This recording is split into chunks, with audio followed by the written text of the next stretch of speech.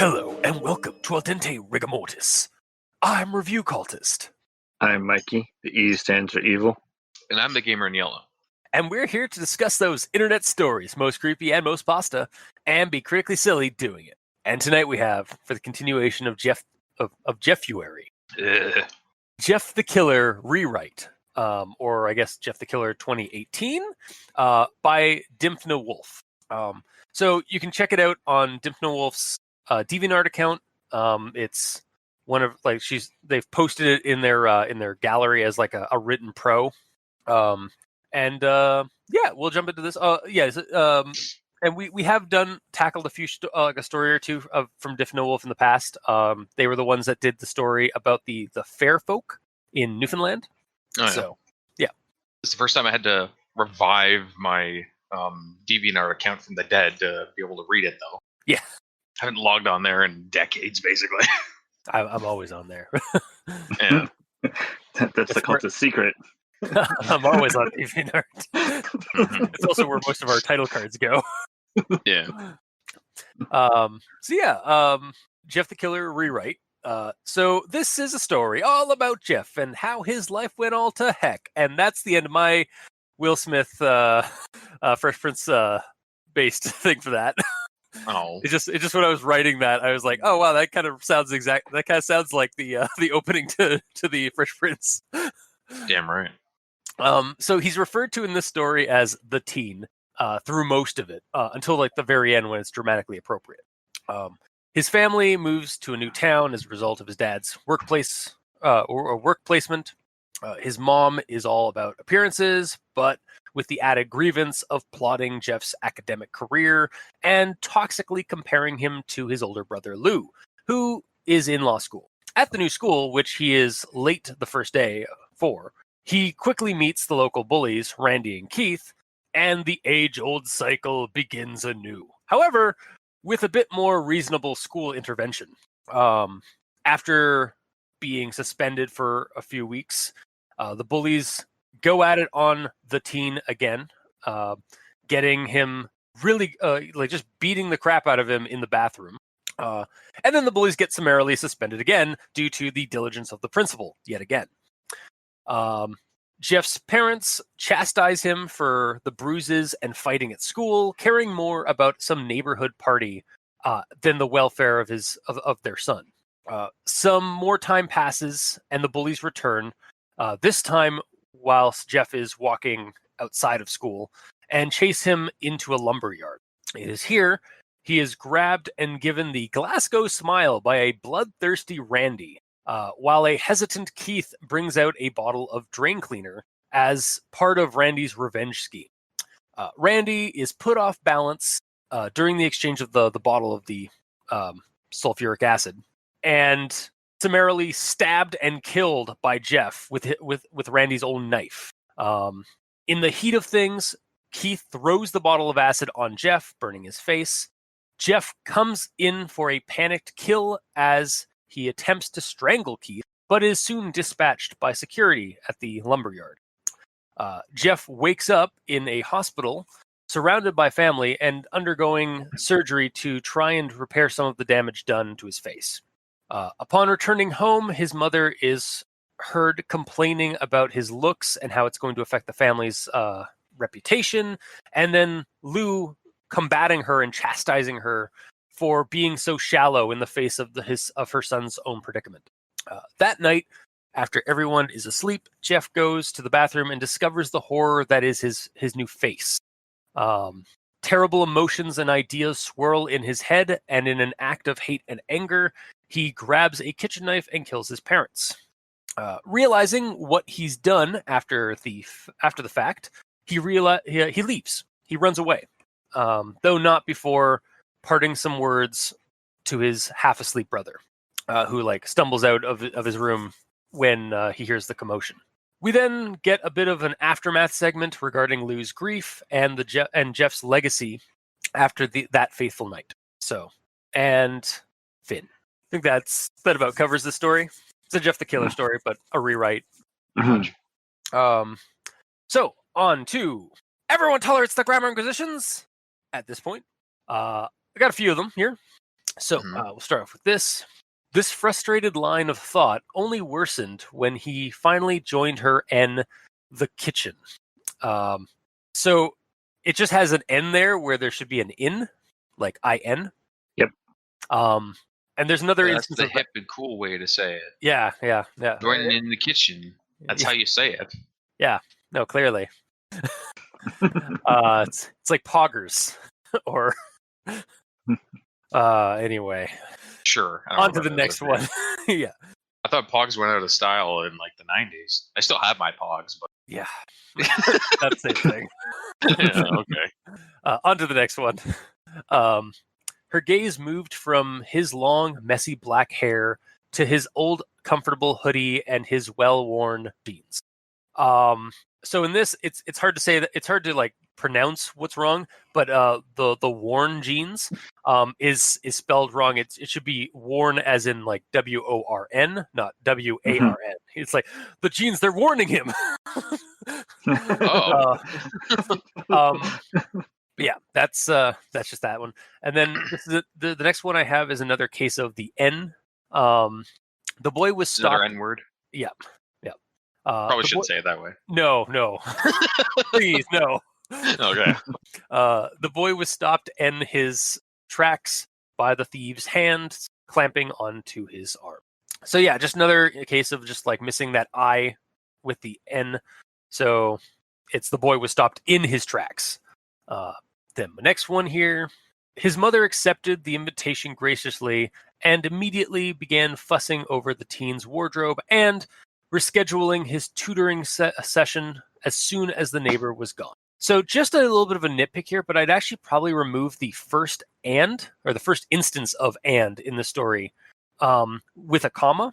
Just kind of like, just to make that sentence like read better to me. Like, so his mother accepted the invitation graciously immediately, or comma, immediately began fussing over the teen's wardrobe and rescheduling his tutoring session as soon as the neighbor was gone. Yeah, pretty much. A little bit. I don't know if it's a nitpick or not, but it like kind of just seemed like a nitpicky. Yeah, that's all right. I'm lounging a little bit in the nitpick nook. Mm-hmm. So the next one here. Hey, bitch, said Randy with a grin marred slightly by a cut on his lower lip. Guys, I don't want any trouble. The teen started before Randy cut him. So first off here, this is a bit of dialogue, but I feel like that first bit needs a period or some kind of punctuation, maybe even like an exclamation mark after like "Hey bitch," because it doesn't continue with the same person speaking like next. Like I went when I was reading over this or passing over this the first time, I was like I read that like "Hey bitch," and then like I noted that there was no period. I was like, well, maybe the next sentence is going to be Randy continuing his train of thought, and then it was, as we find out, it was not Randy. It was in fact the teen speaking. Mm-hmm. So also I feel like after guys, I don't want to fight, like that bit of dialogue. I think the teen should be capitalized there because it's after basically his name.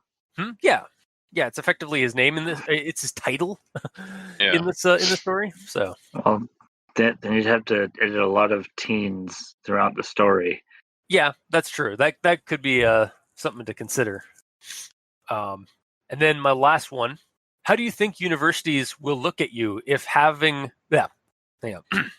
How do you think universities will look at you if have fighting on your record? I think you need to add actually a second U there. So it's like, how do you think universities will look at you if you have fighting on your record? And if you don't want to have a U in there, maybe like if fighting is on your record. Just like a quick little fix there. And that's the end of my grammar inquisitions. So, Mikey, I hand you the torch and pitchfork. All right. So the first one I have here has a little too much detail. As soon as her almond eyes fixed on him in a glare, the teenager knew what was coming. So the in a glare part seemed a bit too much, so I rewrote it to as soon as her almond eyes glared at him, the teenager knew what was coming. Yeah. Yeah, it seems So, smoother. Yeah. No, that And works. yeah. And the next one I have, this is one where I stumbled, but that might just because of the English language. Yeah, It it's is the pretty worst. isn't terrible. Yeah. I like how we both went to that. It's like, yeah, it's pretty bad. The teen turned to see his book was now in the light, freckled hands of another student. Yeah. I remember fumbling over that. I don't actually. It was just like a moment. I was like, oh. I'm trying to figure out where that is because I want to take a look at that. Yeah, Wow. just Control F it. God. Yeah. Oh, okay. Yeah, Yeah, I thought yeah. book was in like the light, as in like sunlight. Yeah, no, Yeah. it's the teen. Yeah, the teen turned to see his book was now in the light, comma, freckled hands of another student. It's like you don't need that comma. It could just be light freckled hands. Well, the comma's not the problem. I think No, the if you comma. switch light to pale, it would work. Maybe. I also think that comma is unnecessary for that description. You don't necessarily need that comma there to add on to the description because like light freckled hands, like that's fine. I don't know. Well, I feel agree like to as soon as you put disagree. a second descriptor in, it's starting to make a list. Yeah, but I mean, if it's only two of them, I don't know. I feel in this case it's unnecessary. Or like light and freckled hands. If you're gonna have just two descriptors, that'd be my compromise. Long story short, I think the problem is the fact that it's light, and because the English language is terrible, light we immediately thought was sunlight or the room light. My problem there is that there's a break. Like that I comma understand to that, me but I'm saying immediately is a break. fix So yeah, everyone's problem. Yeah. And because, like you said, because because light means multiple things, because language is complicated. Yeah. Yeah. Switch it to pale is the long story short. Yeah, you could also do that. Mm-hmm. Switch it to pale and switch the comma to an and. Everyone's happy. Yeah. Mm-hmm. Yeah. Especially for these overdrawn, critically silly critiques that everyone does to stories, right? Right? Yeah, sure, why not? Mm-hmm. Yeah. My next one, which is directly after the freckled hands, this one was shorter than the thief, but still taller than the angry teen who was moving to reclaim his work. The hands were short. Yeah. I mean, they could be. Yeah, so basically it's either this student was shorter or he was shorter. Like, yeah, I feel like we are missing a probably could use an identifier as to like who is shorter than the thief. Yeah. But honestly, that's a pretty quick fix. And then the next thing I have here is an it story. I was like passively looking for its, and I didn't notice that many. So I was like, "Oh, I wonder if he's gonna have one." Of course, he has much more training. Yes, in finding he is much more. He is a master in the art of scrutinizing to the critically silly degree. Indeed. All right, hang on. You all right? And now, an it story with Mikey, the E stands for evil. Take it away. It would be difficult, but it would still be his own plan and schedule. Hurry up! His mother's voice interrupted his daydreaming. It did him no good. However, as they refused to discuss it further with him, it didn't matter what had been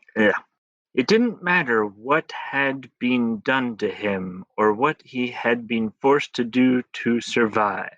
It was obvious what had taken place, and people feared the murderer who still roamed free. Finn. Okay, I'm gonna stop you on the hurry it up or the He's hurry done. up. Okay, I got to add something then on the hurry up thing.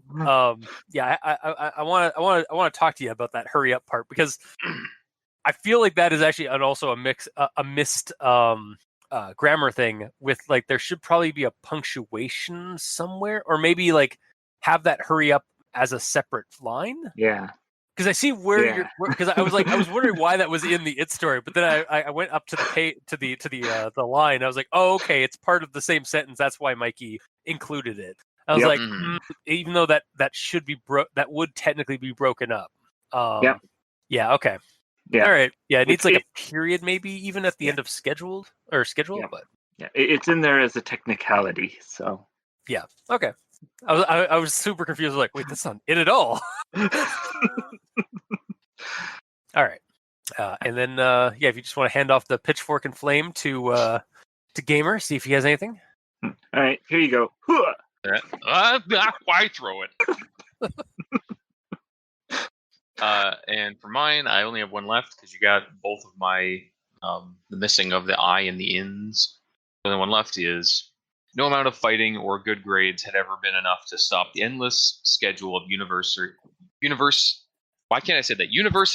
preparation, period. That his brother was working his way through law school only added to the expectations placed on him. Was that all one sentence? No, I said period. Okay, sorry. There's a period. I'll just read it. Okay, sorry. I didn't mean to fuck you over. Just restart. Take two. Oh, hell. No, not that far.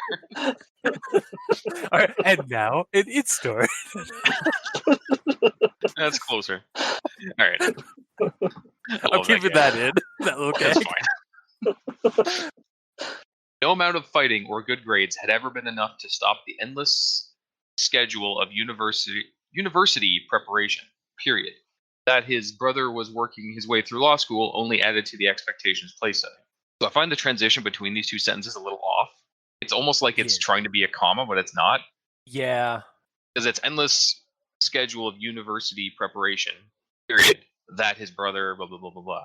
So the way that I swapped it to is never been enough to stop the endless schedule of university preparation, period. The fact that his brother was working through his way through law school only added the expectations placed on him. Yeah, I think that would work too, yeah. That's definitely a good fix for that. Yeah, that's all I got. So on the actual notes. All right, you can snuff out that torch there. But we have to keep it lit for next week. Oh, don't worry, I'll light it next week. So yeah, on to actual thoughts. So I'm gonna start with this one, which is the same fucking paragraph. Anyway, is it? So no amount of fighting. Nice good segue grades. Then. Yeah, perfect. So yeah, lean forward and get going. So yeah, this one, yeah, it's really just kind of with regards to the fact that Lou is an older brother in this one. So commenting on this because like, this story seems to pull from both iterations of the tale, both the original one with Lou being an older sibling than Jeff, and yet still keeping the uptight upbringing from the common version of the story or of the Jeff the Killer mythos. And the older brother at law school even furthers the friction between Jeff and his mother, to actually give us a damned reason as to why his mom, or like maybe not a reason, but like kind of like give us a detail as to why, like just like where she's coming from. Yeah, why she's so insistent about him being good. Yeah, and being Your such brother a did it, bitch. why can't you? Yeah, exactly. No, exactly. That toxic sort of parenting that happens with this kind of in this kind of like family situation. Yeah. So yeah, the unfair comparison between the two siblings, like that extra detail. I don't know if it's coincidence, like if Dymphnawolf actually like knew about or has read or like the original like Jeffuary story or like or what, or if this is just kind of a happy coincidence. But it's cool that this additional like kind of tweak or alteration was done to improve the story in terms of like the relations between like Jeff and his family. So short answer, I dug it. On to the next one. The thief was taller than him and easily lifted the notebook out of reach before tossing it. The teen turned to see the book was now in the light freckled hands of another student. This one was shorter than the thief but still taller than the angry teen who was moving to reclaim his work. So I like the initial use of simply the teen. But as I was reading the story, there were instances where I was getting confused. Yeah. And so like, especially since there is a sequence in the story, like in near the beginning, where Jeff could have been name dropped in his introduction with his class. As I continued reading, an idea did pop into my head about as toward like a title for like a kind of a new title for this story, in particular for this rewrite. You could just simply have it be the teen, and then have it like have the readers find out that it's a Jeff the Killer story. Or if you want to like not be that cryptic about like what you're writing, you could have the teen semicolon Jeff the Killer. Yeah. Just the use of the teen in this story, I have kind of a not a love-hate relationship, more kind of just like a give and take, or kind of like a kind of a push and pull kind of relationship with in terms of like how do I feel about it. Like I like its initial use. I like how it is used throughout this entire story until the very end, where we finally get a name drop, and it was like, oh yeah, because I mean, come on, we all know it was Jeff the Killer. We all know it's Jeff who the teen is. But it was nice to have that throughout the story, because like we all know who it is, but like it's almost like that like kind of sort of artist or like fellow artist appreciation for the craft kind of thing. It's like, yeah, we know who this is. Like but at the same time, there were instances where it's like, who's talking? Is it the teen? There's three. There's okay, the thief, the teen, and the student, and then the principal. Like everyone has titles in the story. That is weird. Yeah, so there's moments of confusion where like a name would have been better, but all in all, I don't absolutely hate the use of the teen throughout the story, because by the end it actually has a really nice like zinger to me, or like a nice like final shot when Jeff's name is finally named. And then moving on to my next thought here. This is in regards to the scene at the final confrontation with the bullies in the lumberyard. Randy's movement had put him off balance just enough to allow him the chance to throw the bully off. And that's Jeff getting a chance to throw the bully off, not Randy. Randy fell onto his back, and the teen seized the opportunity to scramble on top of him. Grabbing the hand that held the knife, the mutilated teen threw his weight on it, forcing the blade down onto its owner. Randy let out a choking gasp, his eyes widened and then dulled. Through all the iterations I've read so far, I think this is the first time that we've actually gotten the cathartic revenge on the villainous bully Randy. I don't think any of the other ones have actually killed him, at least on screen. What happened in the quote unquote first one? I think they just got their asses kicked. I don't think like I'm talking about the one where they show up to the kids' party and shoot the place up. Yeah, I think they just get their asses handed to them by Jeff, and then they as Jeff is winning the fight, they get the Javax and lighter on them. I don't think they actually die in that one. Oh, okay. I might be wrong. It's been a hot minute since I read the original story. For sure. I mean, yeah. But I'm pretty sure they all. I think they all get away with it, except for like it's probably presumed that Jeff goes after them after the fact. But yeah, because the whole idea of most of the stories is Jeff is just basically screwed constantly, and like he always loses and they always win. Yeah, like this one they like kind of lose a little bit. Yeah. Like Randy is dead in this one, like straight up. Yeah, and it's on camera. Like the only other time that Randy dies in an iteration is actually the one where is the last one we did, when Randy was actually a good guy, or was actually kind of a nice guy, just kind of like the friendly asshole that of his friend group. Like they weren't like this is the first time in which like sadistic bully Randy actually gets his comeuppance in the story, like in the paragraphs of the world that we're reading. So kudos to actually giving like a kind of, as far as like a revenge teen plot goes, like there's actually some catharsis to like the antagonist towards the antagonist. They get theirs. They get their comeuppance. So and then my next one here it didn't matter what had been done to him or what he had been forced to do to survive. All that mattered was her precious plan for him and the opinions of strangers. At this, he began to take some satisfaction in no longer being a prop for her designs.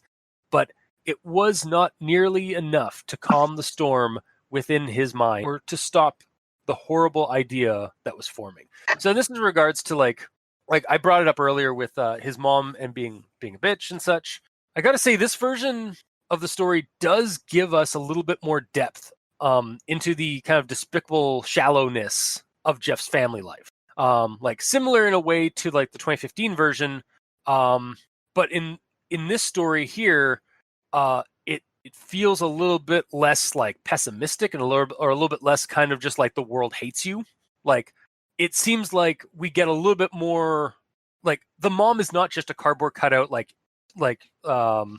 she hates Jeff's actions for and ignores Jeff's actions for reasons like that are not we get given. those reasons now. Yeah, we actually get a lot of those reasons kind of like in between the lines of this story, and to the point where she almost she effectively becomes an antagonist in herself. She's not just part of the backdrop of negativity that is the world for Jeff. Like Jeff's world in this story is rather, I think, out of all of them, is fairly tame. Like, yeah, he has there's the obvious stuff of like the antagonism from the bullies and from his mother and the uncaringness from his dad, but like the world isn't against him in this story. At all. Like the principal helps helps him out on multiple occasions. The police aren't like uncaring assholes in this one. Like they actually like are considerate to him as a victim in this at the end of the story.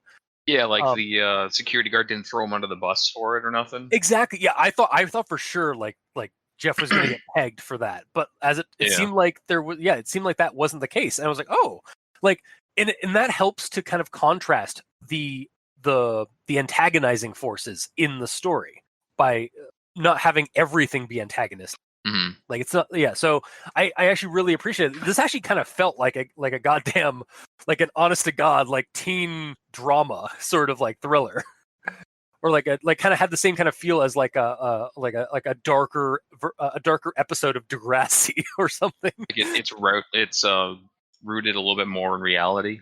Yeah, because not everyone is being a dick. Exactly. Yeah. Like there are people in the story that are trying to help, like authority figures and people in the academic system around Jeff that are trying to help him, and then there are people that are antagonizing him in the same environment. Like it actually shows the like a kind of a natural like school born in ecosystem. So yeah, I just really appreciated that. And then the last one here, I think, in my actual thoughts, is just regarding the ending kind of paragraph and the showing like kind of giving the aftermath of things, like how Jeff's legacy kind of continued on after he went on the run or went on the lam. Like I'm not gonna lie, I really enjoyed the ending paragraph because it almost, as I was reading it, I almost got kind of a melancholic feel from it about the aftermath of what happened and the legacy that Jeff left behind after his killings here. Like Lou's life is kind of in tatters, and Jeff ends up becoming an urban legend as a result of this origin. Like, and it's explained better in this one than I think some of the other ones that we've read, where they kind of try to like try and do like a forced kind of news article as an epilogue. Whereas this one almost felt like, again, kind of the end of like a movie where like it shows like kind of like, this is like the equivalent, to me, this felt like the equivalent of like at the end of a slasher flick or the end of like a horror movie where the camera is like panning out and the paramedic crews are coming in and like trying to help the survivors and stuff like that. Like it kind of had that kind of a feel of like, not conclusion, but like melancholical, like it's over for now sort of thing. The story felt like a grounded, like I said earlier, a grounded teen-focused horror story. Actually, I already mentioned that. Sorry, hang on. Also, like, yeah, like kind of the end here is also kind of seems like a commentary on the legacy of Jeff.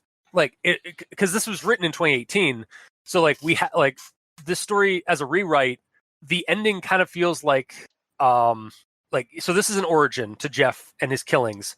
It almost seems like this is like all the stories that came out after this event, after this origin story. Jeff didn't go on to kill. There's just rumors and like kind of urban legends and creepypastas that's formed after the fact, kind of as a result of this initial killings. And you don't know that Jeff he's continued killing. It's just they're not actually directly connected to the legends. Exactly, yeah. Like people, like it even says in it, like people speculated that like certain like murders were Jeff's, but like there was no proof. So like for all we know, Jeff, this like these 3 deaths were the only ones that Jeff had. But because of how like vicious it was and how bizarre and or like how dramatic it was, his legend, he basically garnered a legend as a result of that. Like, and I dig that kind of theme where a monster is born from extraordinary circumstances in real life. Because it's kind of how we treat a lot of serial killers or like a lot of killers in general. Like there's several killers in true crime stuff who have only like killed like 2 or 3 people, but there is a huge like fandom as a result of that. And it's interesting to kind of look at like the legacy of a killer from this angle, because it's like, why did it garner, like how did so many people latch on to this like legend as a result of like one like instance? So I liked how the story kind of flowed through and all from basically the beginning to the end. So yeah, that's my actual thoughts until the final thoughts. Mikey. You mentioned 3 deaths, but were there 4? I don't think Keith died. I'm pretty sure he was. I think he did. Did he die? I kind of assumed choked him out while the acid was like dripping onto his face. Yeah, I assumed actually that he got that Jeff got stopped before strangling, before completely killing. I had to look that up. Hang on. As I recall, I think his body went limp before that happened. Okay, so maybe it is 4. Okay, here we go. Yeah, I'm at it too. In the state of shock, the teen held onto his attacker's throat, squeezing it despite the blows that Keith landed, squeezing as the blows stopped coming. Okay. The teen became dully aware of hands on his own, pulling them free of Keith's throat, leaving bloody indents of his fingernails in their wake.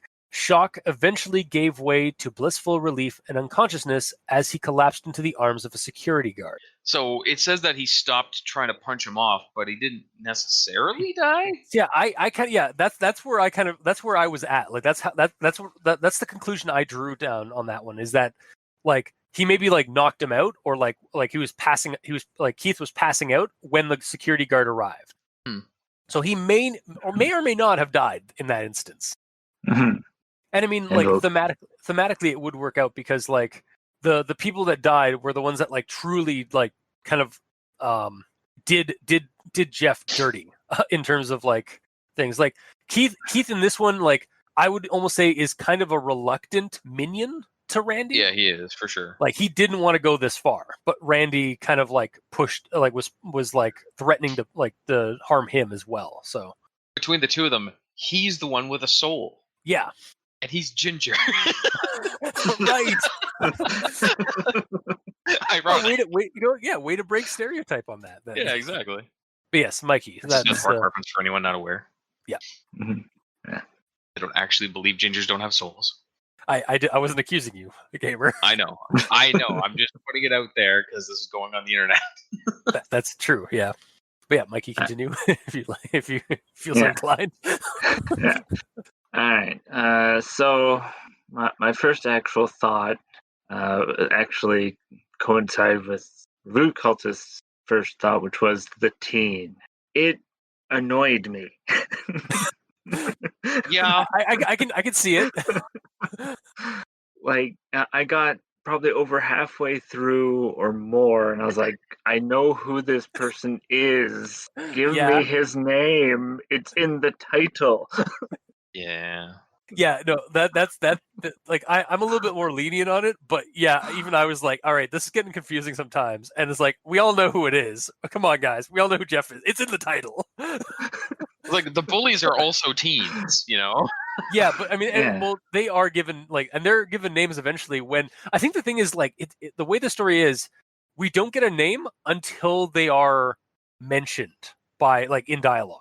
Like if you notice that Randy was the thief until Keith said his name, and then vice versa with Keith. Like Keith was the student until Randy said his name. Yeah. And then Jeff became Jeff once his brother called out for him at the end. Did he call him Jeff? Yeah. That's the last instance of the final instance of that. Where is it here?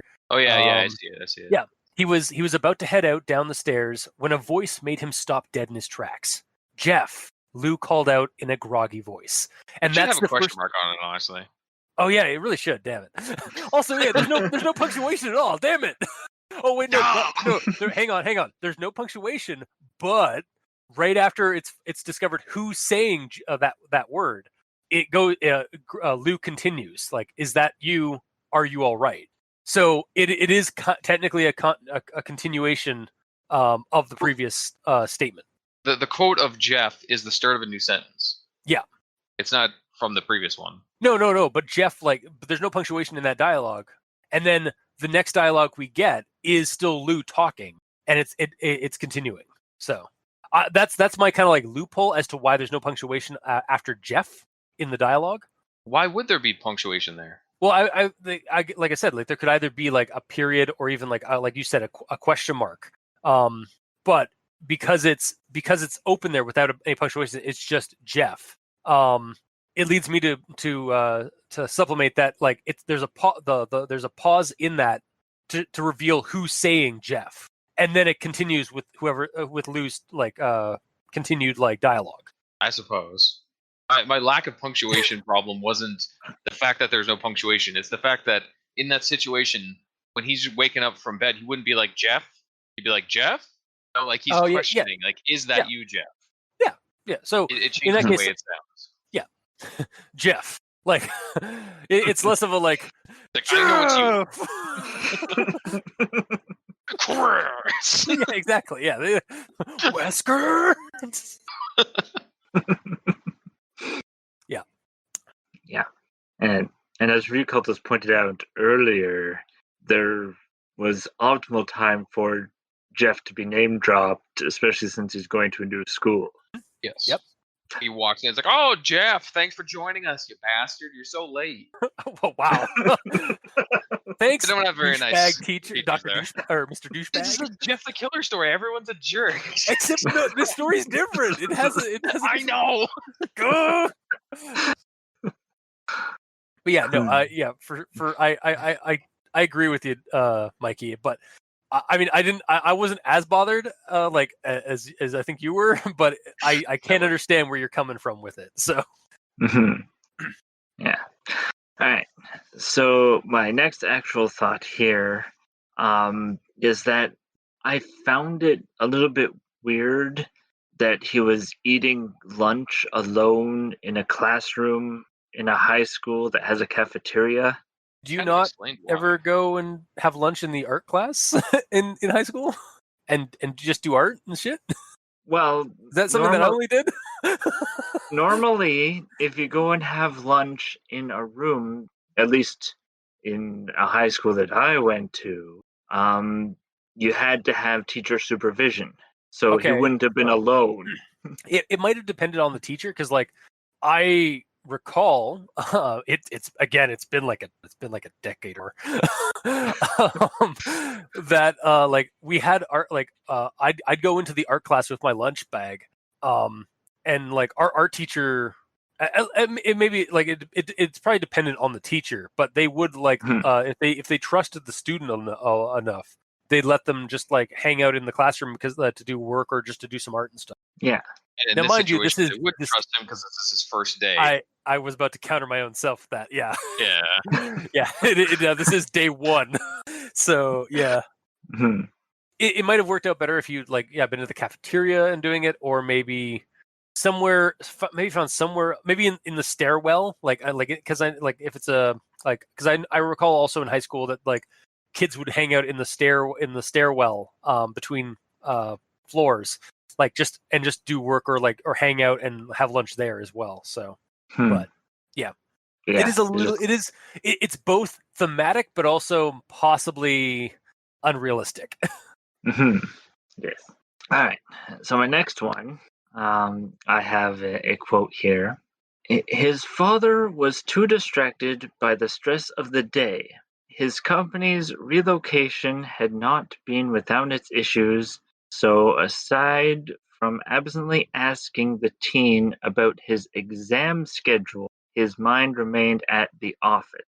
I'm pretty sure exams typically happen at the end of the semester, so I mean, it just shows how disconnected he is because of the daytime stress from work. Yeah, it just shows how he's not paying attention at all. That said, I was also kind of it passed like within an instant, but I was like momentarily like, what? Oh, okay, whatever. It's school stuff. Yeah. But yeah, no, that is kind of odd. And I mean, it's sort of a jerk move to dropping him in a new school a week before exams. Like, yeah, but I mean, that might have happened. Like, it depends on like because like they're like if his work is relocating him, like they don't have a say on like when they relocate. Sometimes. Yeah. It also could be that like because again, his parents are very like work. You have a career that like school is a career that you need to follow. So it might be that like they're both the mom and the dad. Like the dad has a little bit of like is putting in a little bit of that kind of extra like kind of academic stress on Jeff by like asking him about his academic schedules and stuff like that. Like because like there's a tutor involved. There's like multiple extracurricular like course extra credit stuff that his mom's pushing him into. Like to line him up for like a good university and sort of thing like that. It could just be kind of a culmination of like any of the kind of excuses we've given for the story. Yep. Yeah. Otherwise, it is weird. I will grant you that. And that's the end of my actual thoughts. All right. Gamer. Yeah, right. His mother's sharp voice cut through the brief silence, bringing the boy to full consciousness. "You're going to be late," she said. So, as soon as I read that, I'm like, shouldn't you have tried to wake him up before he was going to be late? It's kind of painting her to be a villain immediately. Yeah. Like, she's just waking him up now when he's already going to be late. It's a bad mom right there. Well, I mean, that's kind of... And we learned, yes, she is in fact a terrible mom. She is not winning any parent points in the story. No. Next one is just how I'm being annoyed by him being called teen and all that, so I'm parroting Mikey there. Mm-hmm. However, because of how they kept not saying his name, I thought it was going to be for a reason. Like, there's going to be a twist at the end that this isn't Jeff.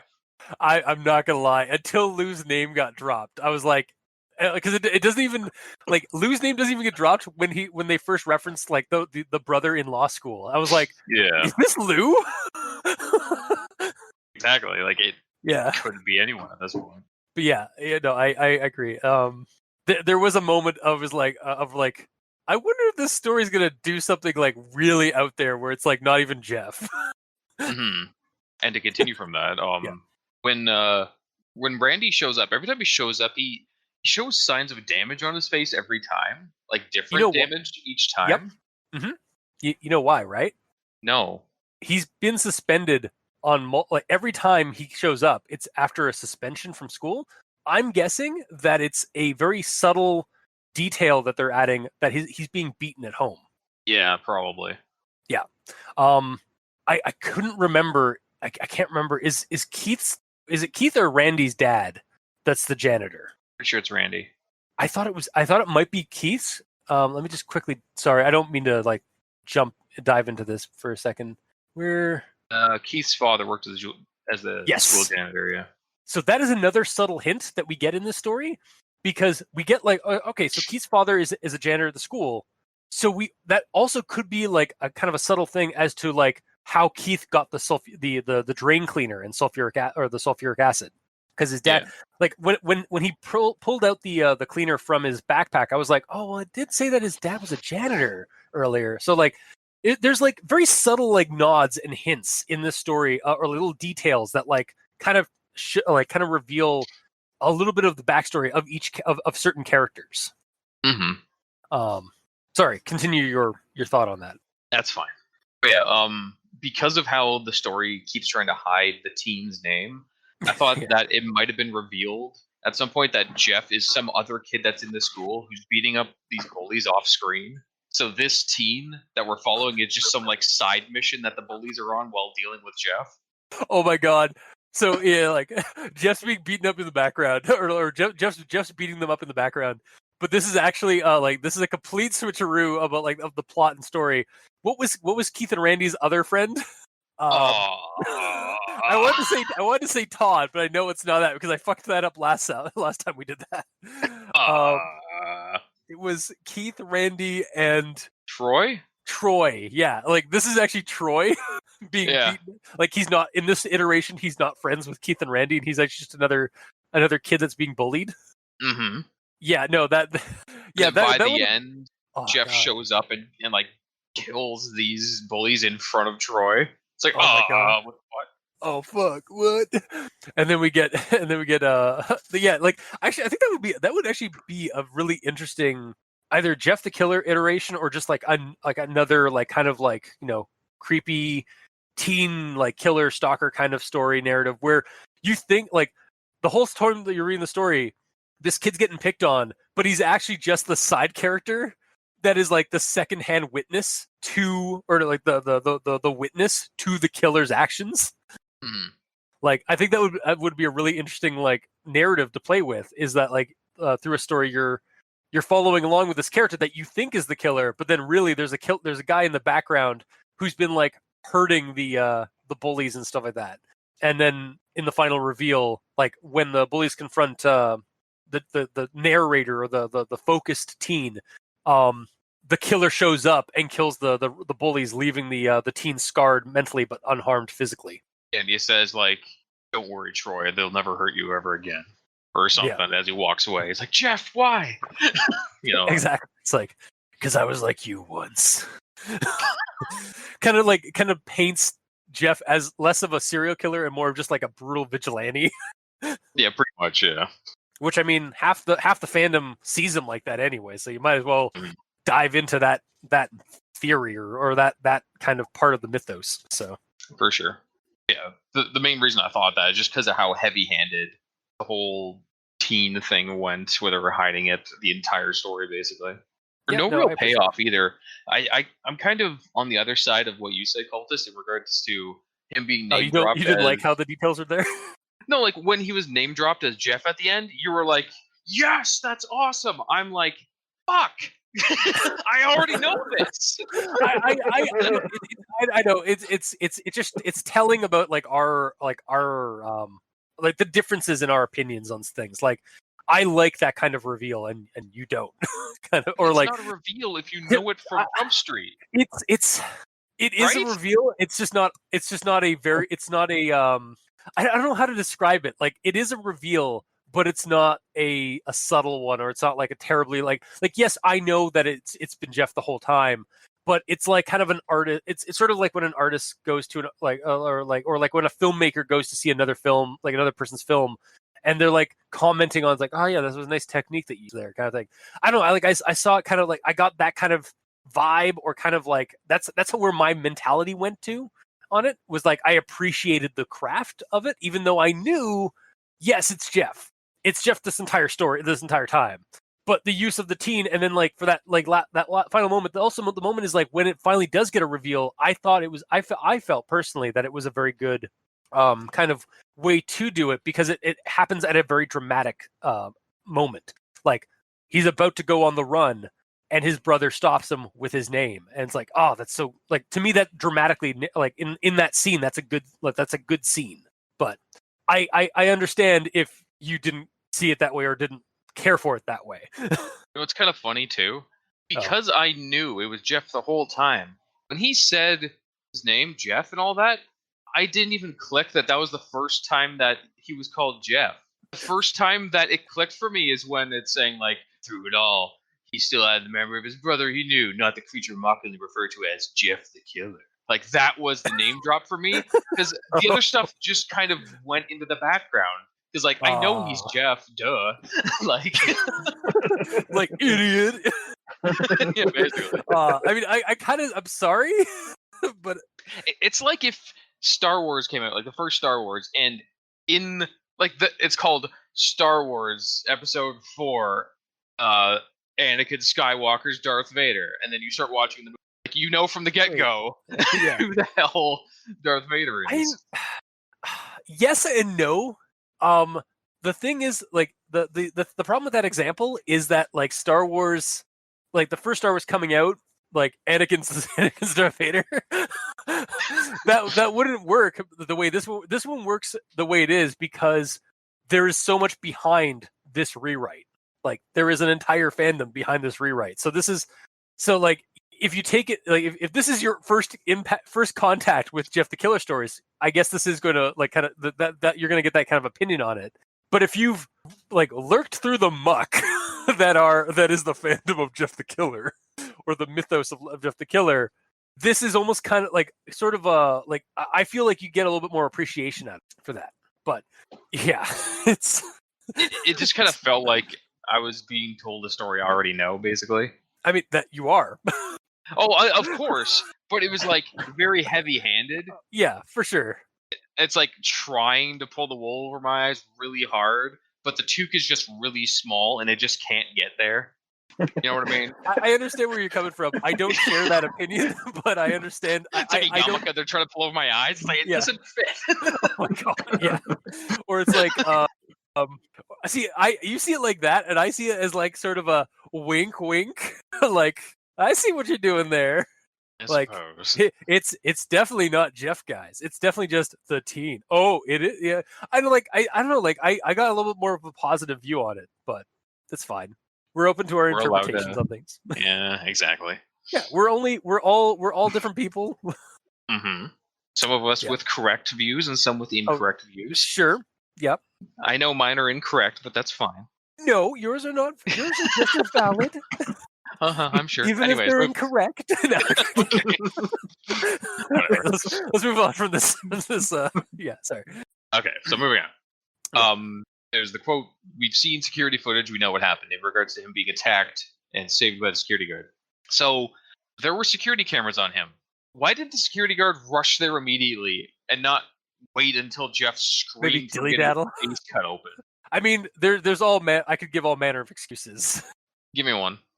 He was in the bathroom for like 15 minutes. He was not doing his job properly and wasn't looking at all the cameras. Like, maybe he was, like, reading a magazine and just occasionally glancing at things, and then he came to that, or maybe it's a like a single screen that you had to, like, flip through a couple of times. So maybe he was just doing it, like, every 15 minutes he'd cycle through the feed, and so there was, like, a window of opportunity there. Or he was on his Xbox playing Division 2 or something. Who would do that? What irresponsible security guard would do that, gamer? That's true. Yeah, that's just. He'd have to be a real asshole to, like, all of his friends. Yeah. Like, man, he'd have to be, like, somewhere up north, maybe. No. Okay. Anyway. Yeah, there are reasons, but. Yeah. Also, my other alternative is, like, maybe he was running there, but it's a lumberyard. It's a maze like lumberyard. So, like, maybe he just, like, he had to try and find the spot where it was at. So it might have been like it might have been a trek from point A to point B. Like, it might have been like a 15-minute, like, hike or, like, run through the maze of wood piles and stuff. It was just on the other side of the the fence. Wow. Yeah, he could be in his. He could be in his. He could also just shape. be in. What, sir? Yeah, he could also be out of shape. He could be in his truck in the parking lot on the opposite side, like Mikey said, of the lumber yard. So he has to get out of his truck, open up the gate, get in. Like, yeah, there. I could see. I'm not trying to fight you on this, gamer, but I could see all manner of, like, reason as to why the security guard took that long to get to the incident. I agree. There are very plausible reasons as to why he took so long. Yeah. And things happened relatively quickly. Like, it escalated really quickly. Yeah, like how many? Yeah. So in terms of like D&D, how many combat rounds do you think that was? Okay, well, there's the what do they do at the first? So They track for them anybody down. hang on before we do that. For anybody not in the know, combat rounds in D&D and like tabletop games are generally about 6 seconds per round, which is the amount of time somebody can do something in a combat round. So So the continue, first gamer. would be Keith, Jeff and Keith climbing over top of the fence. Then I was going to start at like when there's a charge attack, when there's a bull rush attack. Okay, so the bull Jeff. rush attack happens. He pins him to the ground. Yes. Does that happen in one action? That would have been his whole action right there. Okay. And Jeff would have been knocked prone, allowing probably an attack of opportunity to be they'd have to make a grapple check. Either way, he's tackled, and then Keith like pins him down better. So that's like making another action to do that. Mm-hmm. And then he's holding him there while Randy shows up and draws his knife, which is probably one action. Yeah. If he has the quick draw feat, yeah. That's true. Get a little ridiculous here. It's almost like we're being critically silly, gamer. Yeah. And then he starts carving like with a successful grappling check of Jeff.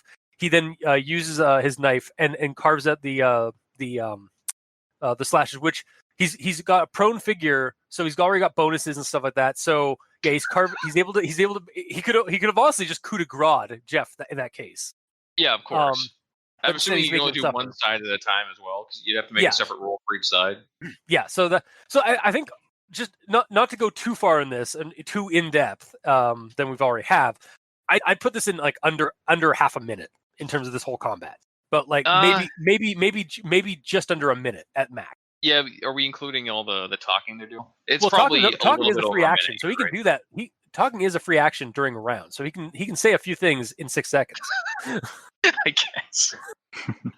Either way, it's around a minute-ish. Yeah, it's about a minute or two, maybe, if you want to go like if you want to be like lenient on it. It's only probably been about like 2 minutes max. So really, it isn't that implausible that the security guard like took a little bit to get to this location.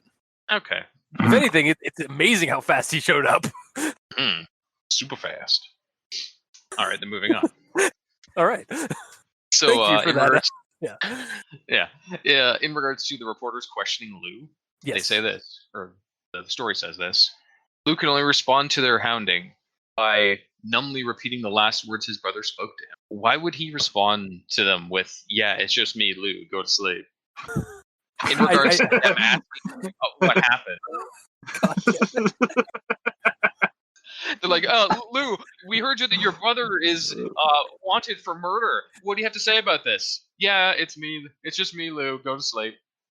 What, sir? Like, even if it's just the go to sleep thing, which is his Jeff the Killer's quote, it's still weird that he's responding to them with that. I mean, yes, but that is also something that people in shocked and traumatized situations might do, like repeat the same kind of thing. Like he's obviously like traumatized or like in some kind of like post-traumatic stress situation right there. So I didn't get the feel that he was like freaking out or nothing though. Like he was shocked, of course, by all this happening, but he was never shown to be like not dealing well, like not handling it at all. Okay, I mean, maybe it's just me putting in an insinuation on like that, like because the rest of that paragraph was kind of like grounded in like kind of a reality. So I was kind of putting in how somebody would be reacting to those situations, like in their dialogue and stuff.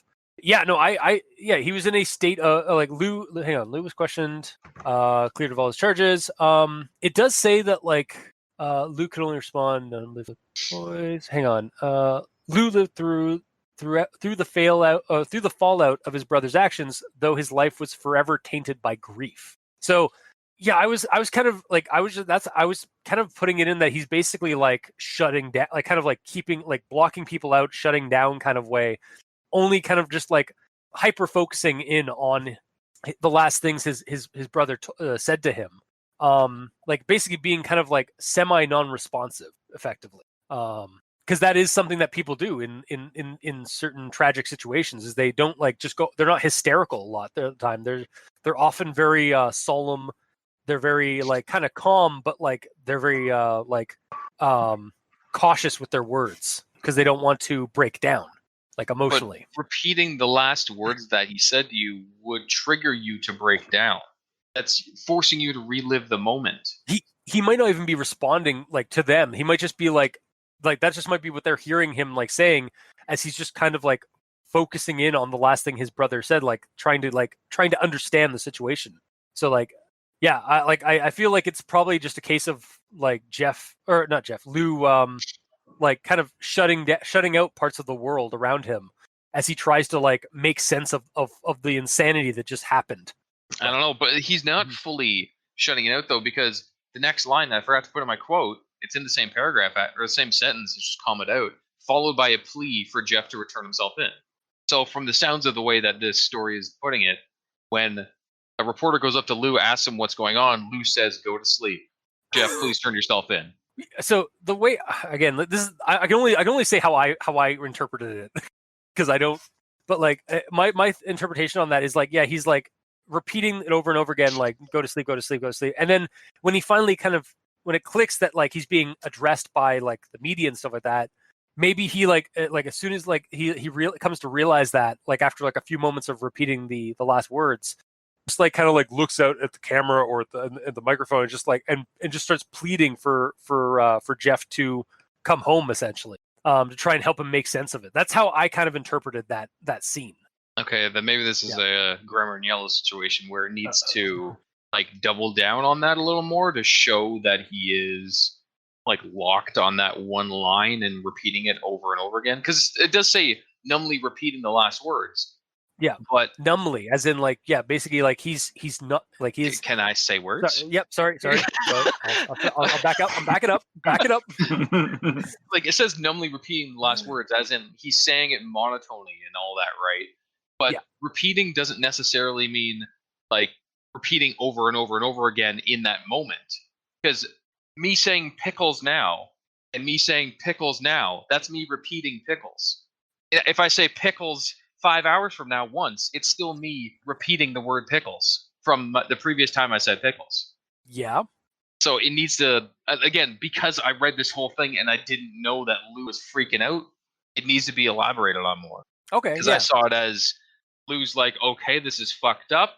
Jeff, you need to come home. I don't know what the fuck. But anyways, I'm going to go home to my wife and continue my life. Because it does also say that he lived through the fallout of his actions. Like, he had a normal life after that, although it's tainted by grief a little bit. See, when you said I'm going to go home see my wife, continue my life, I thought you were quoting Clue, like the end of Clue. No. I've never seen Clue. Oh, you need to. It is all your humor. Oh right, it's that movie. It is nothing but gamer humor, like gamer like where pun I humor. Play every single actor. Yeah, go. Okay. Go watch Clue. Okay. We'll watch Clue. We'll watch Clue sometime. No, anyways. Yeah, I'll go do that. See ya. Okay, cool. All right, let's get. Yep, there it goes. So Mikey, your final thoughts now. Go ahead. It's fine.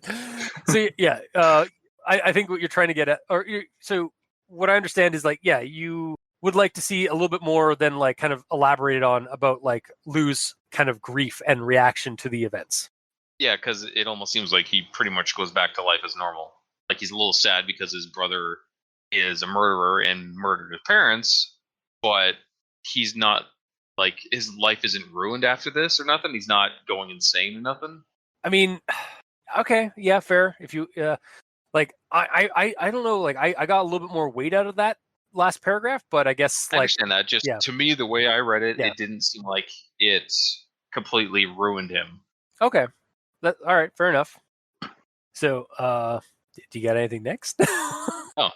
That's part of the reason I did the joke that I was just going to put my headset down and go watch Clue because I was done anyway. Oh, okay, cool. Sorry. All right.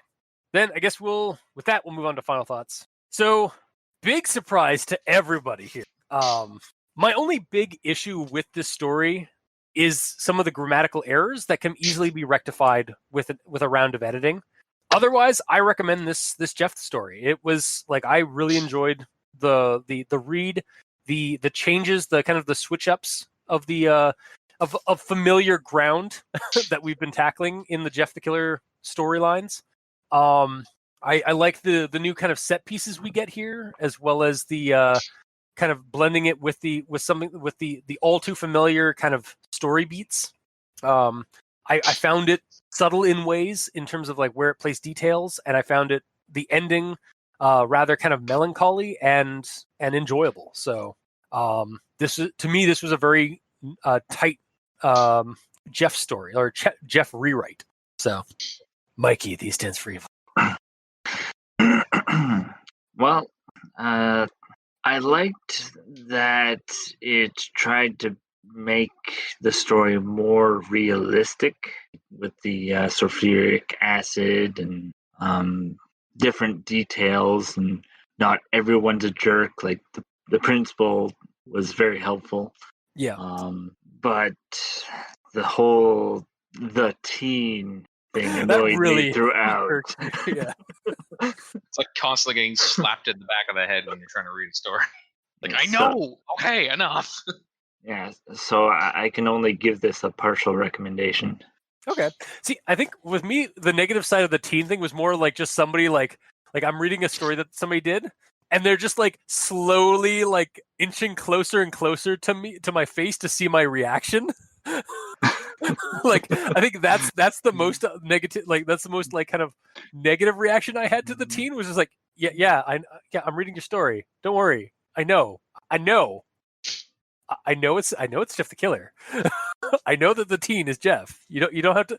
Why are you staring at me like that? I'm gonna interject here though. Yeah. If all the words of the teen were replaced with Jeff, it wouldn't change anything in the story. No, of course not. So that fact actually, alone, you know what? No, I will unnecessary. fight you on this. I will, in fact, argue with this. You just agreed with me. I did. I am revoking my agreement. You're allowed to agree with me for once. It's fine. Like, no, like I agree with you, but I also disagree with you because thanks.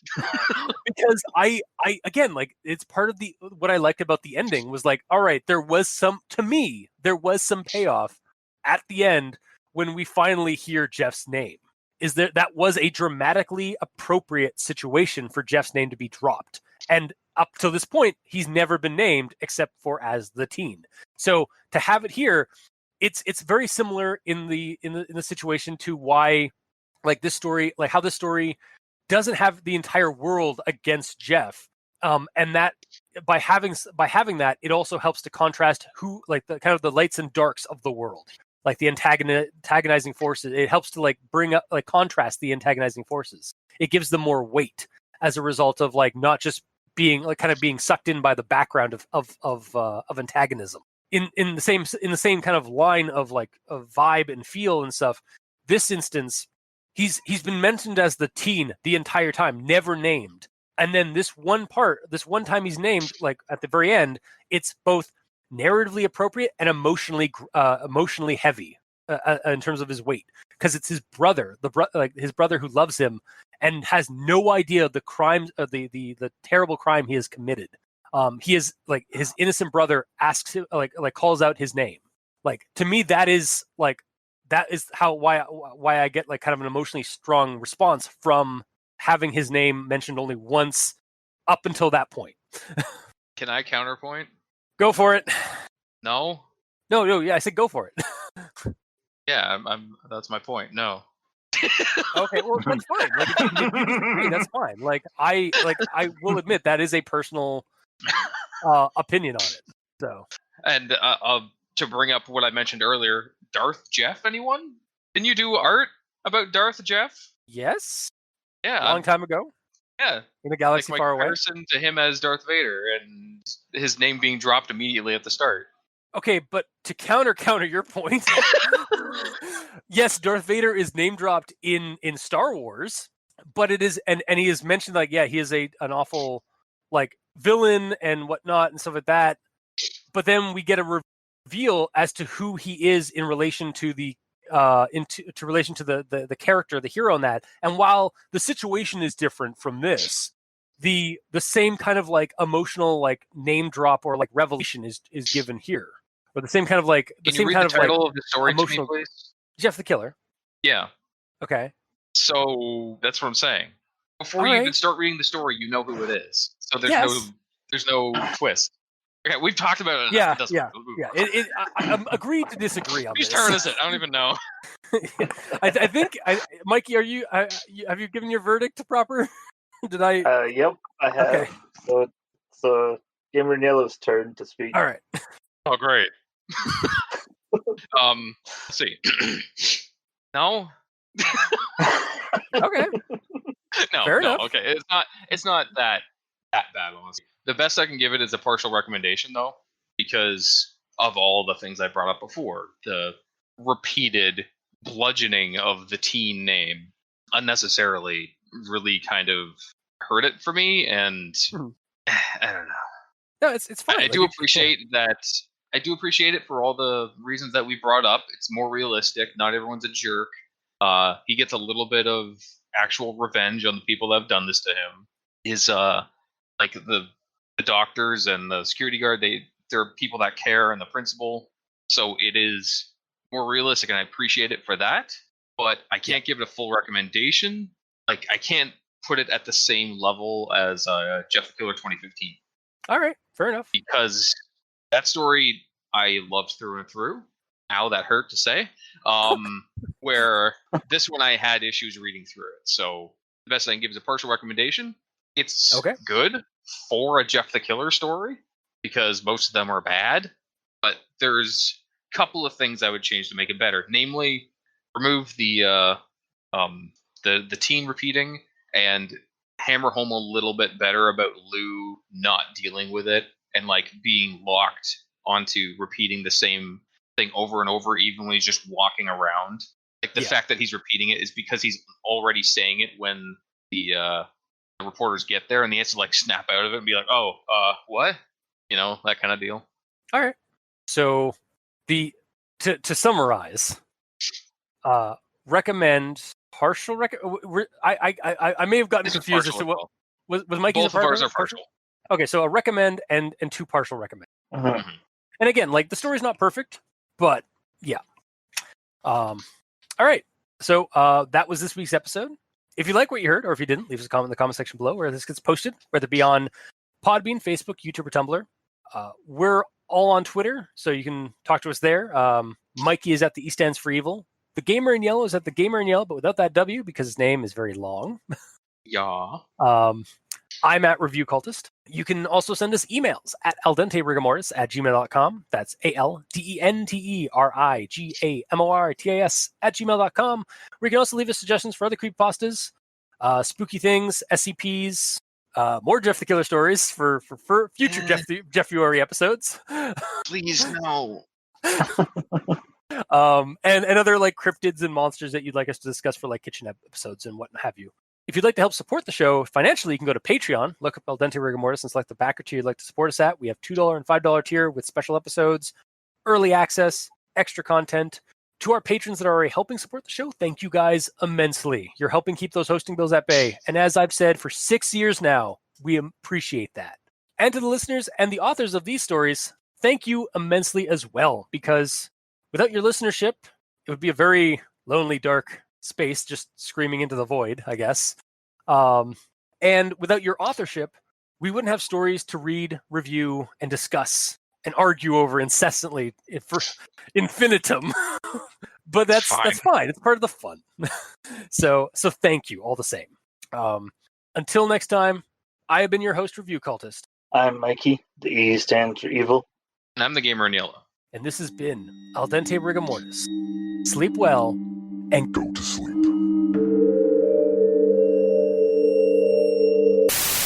That's another thing I brought up. I should have brought up rather. I'm about to tell. I mean, all right. You just leave this in the end credits if you want. Yeah, we'll leave this in the end credit. Yeah, go for it. What's up? The whole "go to sleep" tagline isn't very impactful in this one. The way it's displayed. Okay, yeah. That's what I just wanted to say. Okay, that's an opinion. See, it's done differently again. Like this is gamer. Like you and I it's fine that we have altering opinions on things. Like we don't need to be the same people. But like to me, like reading the end of the story, I felt it was impactful, and it wasn't a horror way so much as like kind of in a horror way, in that kind of way that like the hero, the villain or the monster by the end is sort of empathetic too, or like is sympathetic. So like it had a very melancholy kind of ending for me, and that's kind of where I gravitated to in terms of like emotions while reading the story. So I really kind of liked that kind of not horrific, not terrifying kind of ending, but like kind of a bittersweet sort of like ending. But that's it was just good like for the realistic aspect of it, and I can see why that tagline would have got grabbed for the urban legends that came out after this in the lore of this story. But in the story itself, it wasn't like his tagline he used to during it was the just murders or nothing. Yeah, in fact, actually, in a way, it's also kind of like this story gives an origin for his tagline in the future urban legends. Yeah, like because like maybe the media heard his brother keep saying those words, and then that's like that maybe became like it like popped up in an article, and then because again like internet like urban legends and creepypastas are just phone tag. Yeah, like they get altered and changed, like especially urban legends get changed over time by who tells it and like who glorifies certain aspects of it and such. So like, if you view it as this is the gospel truth to what actually happened, and then all the other stories are stories based off of this account, then yeah, that makes sense. But as it being a story itself and meant to be laid out and structured to have like different climaxes happening and stuff, it's not super effective. But again, in a realistic aspect, it's good. So it's good in a different way, I guess, to what I was expecting. Okay. Yeah, no, it's a different take on the elements that make up a Jeff the Killer story. Yes. All right. With that, that's enough of us arguing. Yeah.